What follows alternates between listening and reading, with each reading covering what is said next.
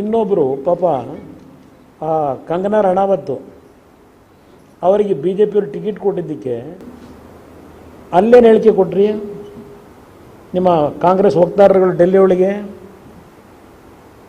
ಯಾವುದೋ ಮಂಡಿ ವಿಲೇಜೋ ಎಂಥದ್ದು ವಿಲೇಜ್ ಅದು ಇದು ಪಾರ್ಲಿಮೆಂಟ್ರಿ ಕ್ಷೇತ್ರ.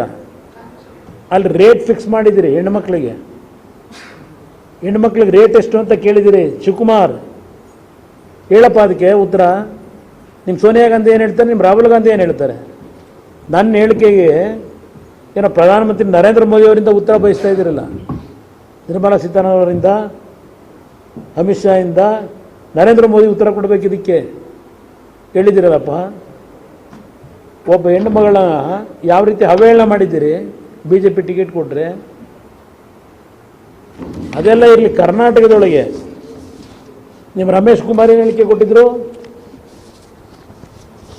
ಕರ್ನಾಟಕದಲ್ಲಿ ವಿಧಾನಸಭೆ ಕಲಾಪದಲ್ಲಿ ಏನು ಹೇಳಿದ್ರಪ್ಪ ನೋಡಿದ್ದೀರಾ?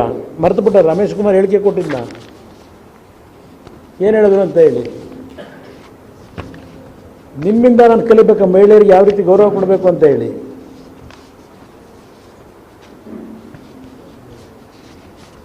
ಏನು ಹೇಳಿದರು? ಆನಂದ ಪಡಕ್ಕೆ ಹೇಳಿಲ್ವಾ? ಆನಂದ ಪಡಿ,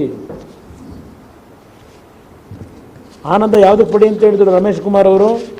ಭಾಳ ವಾಗ್ಮಿಗಳವರು, ಭಾಳ ಬುದ್ಧಿವಂತರು ಹೇಳಿಕೆ ಕೊಡೋದಕ್ಕೆ ಅಲ್ವೇ? ಇಲ್ಲೆಲ್ಲ ಕಟ್ಟಿಂಗ್ ಇಟ್ಕೊಂಡಿದ್ದೀನಿ. ಅತ್ಯಾಚಾರ ಅನಿವಾರ್ಯವಾದರೆ ಆನಂದಿಸಿ ವಿಧಾನಸಭೆಯಲ್ಲಿ ರಮೇಶ್ ಕುಮಾರ್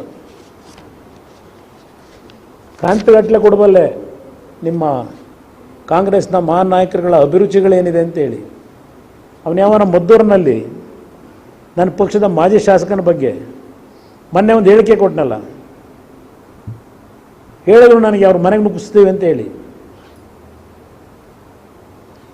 ನಾನು ಹೇಳಿದೆ ಅವೆಲ್ಲ ಮಾಡೋಕ್ಕೆ ಹೋಗ್ಬೇಡಿ ಎಂದೆ. ಕೆದಕಿದ್ದವನೇ ಅಲ್ಲಿ ಎಮ್ ಎಲ್ ಎ ಗಂಡಸ್ತನದ ಬಗ್ಗೆ ಆ ಪದ ಬಳಸಿರ್ತಕ್ಕಂಥ ಎಮ್ ಎಲ್ ಎ ಏನಪ್ಪ ಗೌರವ ಕೊಟ್ಟು ಶಾಲೆ ಹಾಕಿದ್ರಿ ಅಲ್ವಾ? ಆ ಪದ ಬಳಕೆ ಮಾಡಿದ್ದಕ್ಕೆ ಇನ್ನೊಂದು ಕುಟುಂಬದ ಹೆಣ್ಮಕ್ಳ ಬಗ್ಗೆ ಶಾಲೆಗೆ ಸೇರಬೇಕು, ಸನ್ಮಾನ ಮಾಡಿ ಮೈಸೂರು ಪೇಟ ಹಾಕಿ